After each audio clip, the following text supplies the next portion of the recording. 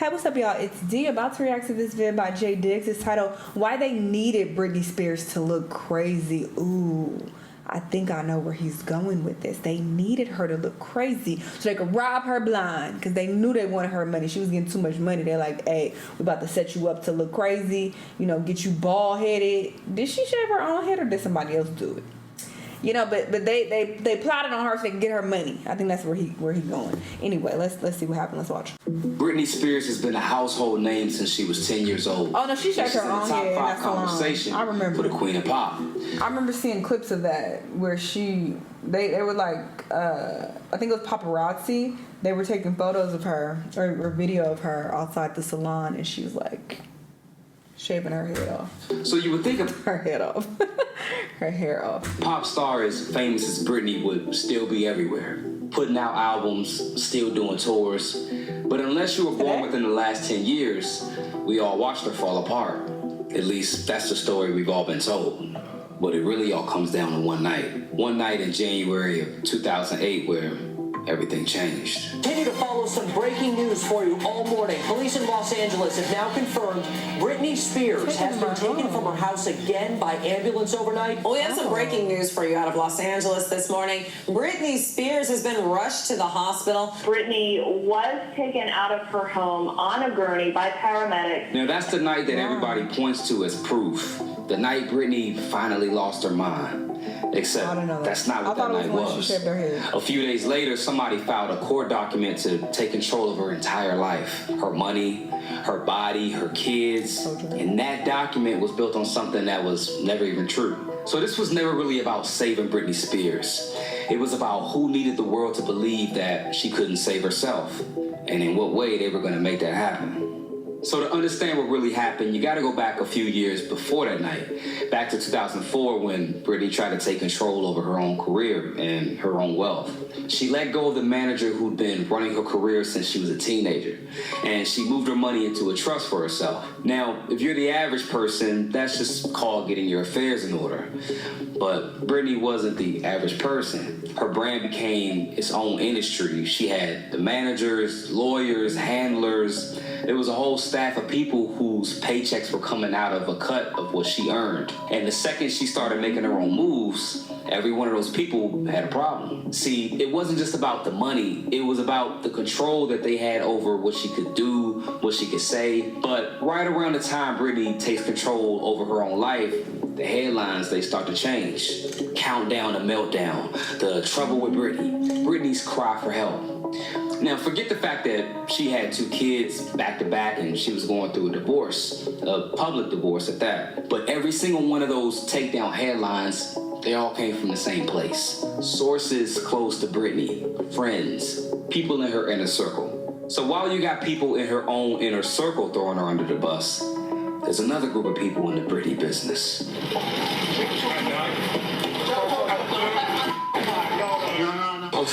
Open the door! Oh my God, it stinks in here. Who farted? Oh my Lord. Oh my God. Wow. Like she went in the bathroom? By 2007, Britney can't leave her house without 100 photographers outside. 100 guys following her car, blocking her in, camped outside her house. It's not just the story that they were after. It's the fact that those pictures were worth some real money. A normal shot of her just walking outside of a coffee shop, it's about $250. An exclusive photo, something that nobody else had, that could run $100,000. One agency, X17, they sold $2.5 million worth of Britney photos in a single year. And when she shaved her head, that one set of pictures was $500,000. She was something like 20% of the entire paparazzi business. A tabloid that put her on the cover sold about 1/3 more copies than one that didn't. Over a year and a half, she was on the cover 175 times. So if you think about what that does, if a regular photo of Britney is worth $250 and a photo of Britney falling apart is worth $500,000, what are 100 guys with cameras outside her house all day actually hoping to get? They needed her to break. A good day for Britney was a bad day for them. And the guy that she hit with the umbrella that night when she snapped and went after his car, he said it himself. He said that for her, it was the worst night of her life. But for him, he called it a good night. The money shot. That night, was not a good night for her. Do that? But it was a good night for us because it was a money shot. Now, the paparazzi and the tabloids, they were just one piece of the puzzle. Because what happens next would send anybody over the edge. January 3rd, 2008. The way it got told for years was Britney finally lost it. The breakdown everybody was waiting for and predicting since 2004. Here it was. The gurney, the ambulance, the whole thing. But what that night actually was a custody exchange. Her kids were supposed to go back to Kevin Federline, and the handoff was happening at her house. One of her sons had already gone out to the bodyguard, and Britney asked for a few more minutes with the other one.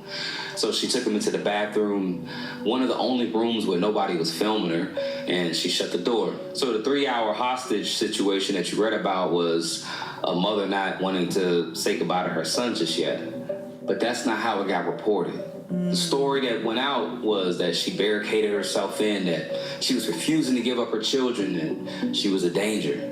Federline's people called the police, and by the time it was over, there was cops, ambulance, and a gurney, and Britney got wheeled out of her own house in front of all the cameras. In her own book, she said she wasn't keeping her kids from anyone, she just wanted a few more minutes. And the bodyguard even told her that she had a few more minutes, and it cost her children. By the next afternoon, Kevin Federline had full custody, and her visitation was gone. Damn. And all the media footage became the proof. Look at how far gone she is. Look how badly she needs somebody to step in. But the part the public wasn't told was, while Britney's falling apart and all these stories are being ran, a group of people around her are devising a plan to take control over everything. Evil. Now, it's true Britney probably did need help, but not the help she was about to get. See, the people around her thought, since Britney needs our help, we might as well make it worth our while. So Britney lost her kids that night, and over the next few weeks, things got worse. There was also a guy named Sam Luffy who had been calling himself her manager and basically moved into her life. And her family was scared of how much control he was starting to get over her. But then, at the end of January, a random call from a psychiatrist sent a convoy to her house in the middle of the night. Police, motorcycles, a helicopter. They came and took her to UCLA and put her on a 72-hour psychiatric hold. And while she's lying in the hospital bed, unable to leave, that's when it happens. On February 1st, her father walks into an LA courtroom and he walks out with control over her whole life. Her money, her career, her medical care. Whether she could see her own kids, a judge signed it over to him in a temporary conservatorship. Now, it doesn't make sense because 3 weeks earlier, she was sound of mind enough to keep fighting for her children. And a year later, she had the wherewithal to rehearse a world tour. She wasn't even in the courtroom. And the lawyer that she hired to fight it, he got told that Britney didn't have the capacity to hire a lawyer. Now, a conservatorship like this, the court doesn't just hand this out to somebody who's going through a rough patch. Something like this is for people who can't function, people who are in a coma, or people with advanced dementia. And you have to be, in the eyes of the courtroom, incapable of running your own life. So how do you make that case about a 26-year-old woman who's about to sell out arenas on a world tour? The paperwork that justified taking her life away said that Britney was suffering from the same kind of cognitive decline that you see at the end of a long life. And the doctor whose name ended up on the medical documents, years later, a film crew asked him, "Did you ever really examine her?" And he wouldn't answer it. But the real smoking gun to all of this, there's an email that was sent on January 1st, 2008, a month before any of this happened. It's from her father's lawyer, Geraldine Weil, to Louise Taylor, the business manager working with the family. And it's about picking a judge. Geraldine Wiles writes that there's a problem with the judge they've got. The only one available that Friday won't give her father the power to force psychiatric medication on Britney. So they need to wait. Wait for a different judge on a different day. Wow. A month before Britney was ever put on the hold, the people around her were already working on it, already picking a judge, already making sure whoever signed it would hand her father the power to medicate her. All that was missing was a public reason to do it. And 4 years of she's losing it headlines had taken care of that. Yeah. So now Britney lost full control of her own life. She can't make decisions, and she can't say no. So there was only one thing left to do. Put her to work. In 2009, a year after the conservatorship started, Britney went on a tour to do 97 shows. The circus tour grossed $131 million. She memorized a 2-hour show, hit her marks every night, did all the choreography. So the woman who supposedly couldn't manage her own life was out there managing a world tour. In 2012, she sat as a judge on the X Factor. They paid her $15 million to evaluate other people's talent and decide their futures on TV. But her conservatorship gave her an allowance which only let her have a few $1,000s a month. Wow. $15 million for the work, $2,000 a week for her. But then came Vegas. 248. Wait, what happens if she's like, fuck y'all, I'm not working? Well, I know she was under contract, so maybe she had to, or she would have got sued. But if I ain't got access to this money anyway, sue me, whatever. Do whatever you gotta do. I'm not working for a few $1,000s a week. Like, that's crazy. Or did he say a month? Either way, it's Britney. Like, she was bringing in millions. So, nah, y'all not about to play me like this. This is wild. Was that Planet Hot? I don't know why I thought that it started after all of this. After American Idol, I thought that they got control of her money like after she was like out of sight, like she wasn't in the public eye anymore. I thought that's when people were saying, oh, now she really lost it, so now we have to control her money. I thought they were watching her over all these years. Like, look, she shaved her head then this happened, that happened, like over decades. Then finally they were like, okay, we have to step in. That's what I assumed. But it all happened before all this, before American Idol, before the tour, before Vegas. Hollywood. But there was a line buried in the contract that tells you what the whole thing was really about. The deal could be canceled if the conservatorship ended. Britney's checks would only keep coming if she stayed under her father's control. Wow. But most of the checks were going to a lot of different people. Her father paid himself $16,000 a month, plus a cut of the Vegas money. And see, this is the stuff the press didn't want to talk about. So for 13 years, this held up. The albums, the tours, the residency. The headlines started to tell everybody that she was thriving, so the plan was working. But here's who finally broke everything wide open. It wasn't a journalist. It was 2 comedians. Tess Barker and Barbara Gray started a show called Britney's Gram.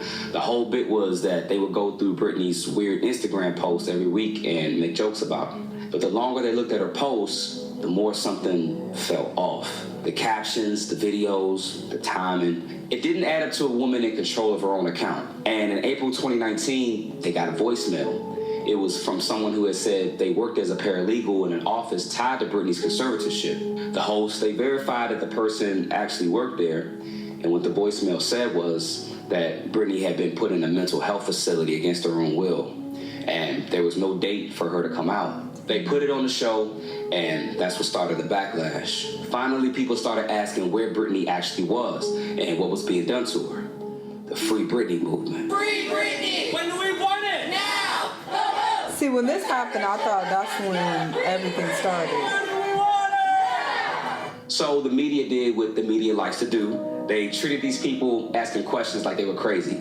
Conspiracy theorists, obsessive fans who needed to just let it go. Then in 2021, the New York Times, all of a sudden, when they see that they can make some money, they put a documentary out called Framing Britney. And suddenly the questions that the fans had been asking for 2 years became legitimate. Suddenly it was a real story. The same media that spent a decade not reading the court documents and calling the fans paranoid, they made an award-winning film out of the whole thing. For 13 years, nobody apologized. No retracted statements. They just showed up at the end and took credit.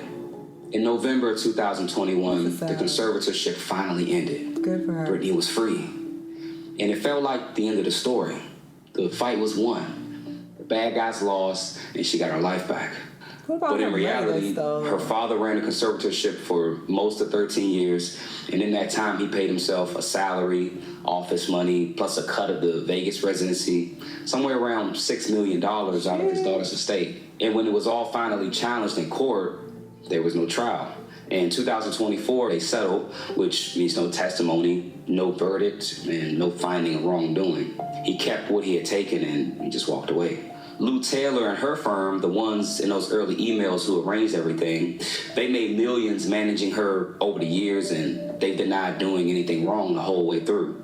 So nobody was really held to an account. Not her father, the managers and not even the doctors who put their names on the paper that they said they couldn't back up. And not the press that spent a decade calling concerned people crazy. It just all went away. She got her freedom in 2021, but she didn't get herself and who she was back. She reconciled with her kids and fallen out with them and reconciled again. And not long ago, she posted that she's scared of her own family, that she feels lucky to even be alive after what they put her through. Now, they also had an effect on her legacy, because one of the biggest pop stars who ever lived, a woman who sold 150 million records, now she doesn't want anything to do with the music industry anymore. The one thing that she had that she loved, the thing that all of these people around her were making money off of, she gave it up. That's what they really took. Not just 13 years and a lot of money. They took the thing that she was put here to do and made her not want it anymore. Britney finally got out, but she's just never gonna be who she was before all of this. I didn't know all of these details. This is really sad. It got really dark as well. I did not know that this occurred so many years ago. I thought that they had control of her and her money like in recent years. I didn't know that it was for 13 years long. I definitely would hear people talk about this, and I remember the Free Britney thing, but that's when I thought everything started. I'm like, oh, now she needs to be freed because this must have just occurred. You know, I just never thought to look deeper into it. But yeah, this is really unfortunate. I'm glad that she's free now. I wouldn't want nothing to do with music either, so I don't blame her. Y'all let me know what y'all think, though, and I'll see y'all on the next time. Bye!